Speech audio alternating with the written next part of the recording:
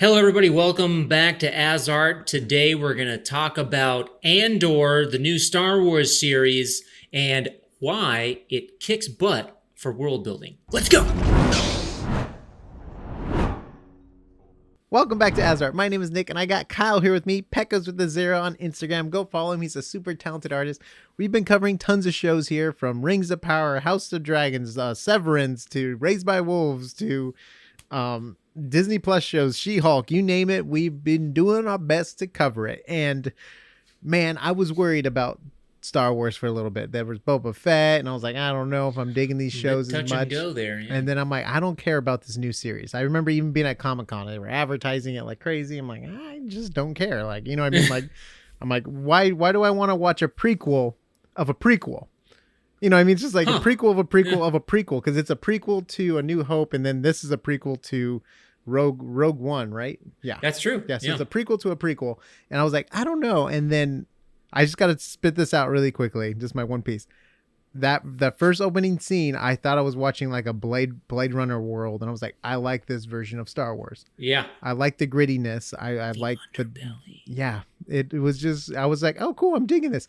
It was slow. I wish it was just one long episode, the first 3 episodes. I was just like, oh my gosh, why are they cutting it? Like, I was almost like, it's too short. I need more of it. So I'm giving it a thumbs up so far, episode 1 to 4. I'm enjoying it. Yeah. But anyways, I'm sorry. I just want to throw that piece out there. Now, Kyle, guide us into this topic. No, yeah. So I've loved the show because it's of just the world building it's doing for the Star Wars universe, right? And actually, Nick, you mentioned Boba Fett, right? So like looking back on now this isn't me knocking Mandalorian or Boba Fett, right? But those primarily deal with stuff in the Outer Rim. So like a region characterized by lawlessness and lack of development, right? Yeah. So like this is why the Western motif works so well for them. So like but it can sometimes feel a little empty of substance, right? Because it's usually about like the lone stranger taking action. It's like the same story almost over and over. Then like he enters a new village people. He helps them and then he leaves. They come, they eat, they leave. It's the grasshoppers from A Bug's Life. Yeah. All right, go on. Way to tie it into Bug's Life, Nick. I knew you could do it. This series, however, it deals mainly in the Middle Rim, as we've heard it mentioned, right? So a much more developed section within the Star Wars galaxy, right? So there are like kind of 3 main areas that I noticed that really like sort of like made this world feel more lived in, right? And that's class and society, bureaucracy and corruption, and character motivations. Yeah. Now, what's interesting is I'm actually not going to be talking about Cassian Andor a lot, or kind of like the rebel stuff going on. Yeah. This is actually about the peripheral stuff, right? Because it's about world building, right? Yes. So with class and society, like characters such as like Tim Carlo, Bix Kalleen, and Cyril Karn, the security officer guy, the go-get-em security officer guy, these are people who flesh out people who flesh out the lives of working class people and their struggles, right? So like, they live in places that are densely populated. Tim and Bix on Ferrix is, in my opinion, great set design. Like, especially when Andor talks to Tim for the first time, like just coming off his shift with all the workers, taking the tram home. Like, I really felt like, all right, like this is a bustling, like town, Yeah.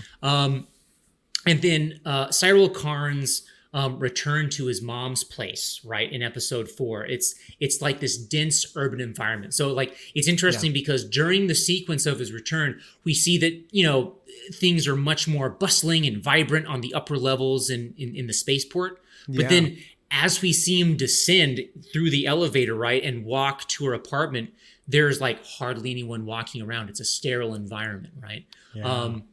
Good call. That was a good point. And so it kind of drives home that quintessential layer of use and where the Star Wars was initially known for, right? Yeah. So then characters like on the other end of the spectrum, so like characters like Mon Mothma, love that she's in this, by the way. give us a glimpse of high society with like her penthouse on Coruscant and her strained relationship with her ethically compromised husband. But you know, you Political see the relationship, maybe. maybe right, like you see the politics, like there's subsequent differences in ideology around those politics, right? And like it's all under this backdrop of this white marble, gold trim opulence and luxury, right? And I also think that's done well, right? You know, you see this juxtaposition. And then we get the sense of the empire affecting every rung of society, but doing so in different ways, right? Depending on where they are in that structure. So, you know, the drudgery and oppression, the drudgery of oppression and like making a living, right? Under the imperial system, and then the schisms between those in power that it creates, right? Because Mon Mothma is clearly, she has rebel ties by getting funding and stuff like that and going through back channels. And while her cool husband too, like, is more like for people, you know, But it's cool that money has to be used still. Like Yes. you still need funding. It's not like that was never really explained in the original Star Wars trilogy. Money's never talked about. Like funding. That's a great point. Funding for like who's funding is Princess Leia. I guess there's a little bit of funding when they pay like Han at the end, like where's my money or whatever, or credits, or then they pay him, but he comes back anyway. It's like, oh, cool, you know, it wasn't about the money for Han Solo, but like other than that, you don't really get a sense, which you don't need to. You do not need to. Let me state that you do not need to know about the money, any of that in those original Star Wars trilogies. There's no need to know. The story's fine as it is. It's perfect. You know what I mean? Like, don't get me wrong, but it's cool just seeing like, oh, that's right. You need funding for this. You know, every war has to have funding behind it. Yep. How else are you going to buy the weapons unless you steal them? But you have to hire people. You know, you got to have equipment to steal. You know, it's like and that drives home also the importance of why Andor's, you know, connected with this mission now of stealing the you know, the sector payroll, right, for the Imperial Regiment. So like that's cool. So like then the next area for like bureaucracy and corruption, I love looking at it from like an episode by episode perspective. So like episode 1, like right away, like that's where I was like, oh, this is gonna be good. You know, like basically we're like the first conversation between Chief Hine and Cyril Karn, right? When like the chief reviews Karn's report of the 2 dead security officers, right? And like the chief is like, I know exactly what this is, and then like proceeds to like detail the context for why they were there, what happened, and the subtext for why the incident needed to be hushed up, right? And like the chief remarks how Karn's report was like poorly timed, as it was just before he was on his way for an imperial review regarding crime rates. So this new report would sully that review, right? And I'm like, classic government security contractors and their politics. Man, I love it. I'm like, I'm in, baby. Let's. I want to see more of this. You know, I want to see more paperwork. Yeah, I want to see more paperwork, and I want to see more careless management. You know. Anyway. And then episode 4. So like there were several things. Like episode 4. Oh my God. Like I was like just going like, this is so good. Like so meeting at the Imperial Security Bureau. Yeah. Right? Like with Major Partagaz. When they get called in, right? Exactly. And he's giving them the speech like, we are here to excise a disease, right? Like when like everyone else is like, they're just quoting like the mission statement of like what they're doing. And he's like, you're not getting the big picture, you know, like that sort of thing. And then like the debrief with the Imperial officer and Karn's team, right? Where he's basically like, this is the end of an era of corporate sponsored security, like, you know, through the empire, right? And like, I'm like, dude, like that's like, you kind of see the rungs of power, right? Yeah. And then the jurisdiction debate. This was like, this was like I love it because like my girlfriend was like half paying attention. She was doing something else. And she's like, wait, what's happening? I'm like, okay, so basically they're having a difference in jurisdiction. So she has jurisdiction because of the star, because of the Star Path system. And like, so like, yeah, like the Star Path unit stolen from, the jurisdiction debate between Dedra Miro and Supervisor Blevin, right? So the Star Path unit stolen from her jurisdiction, which was the Steerguard Naval Yard, right? It was found on Ferrix, which is Blevin's jurisdiction, right? So then Blevin either is projecting or predicting that she's trying to climb the ladder for promotion's sake, is why she's like so gung-ho about getting, getting clearance, right? Yeah. And I'm like, oh my God, I'm eating it up. Like just like, I loved it. I'm like, this is what I want. Like this petty mid-level politics, right? And then that's what he wants. By the way, well, I mean, for flavor, should I say, to add, it's the thyme and rosemary of the soup that is the show. But really quick before you jump to your next point, the old man, well, he's not old, but the older man in charge of everyone, he has like the slick back hair. He was the one talking about the disease. Major Partagaz. Yeah. Did you recognize him? Yes, he's the Maester. Yeah, from Game of Thrones. Yes, he's. I got to tell you, I really like him as an actor now. Like this one, I'm like he plays a good authority figure. Yeah. Right. No, like he's a great actor.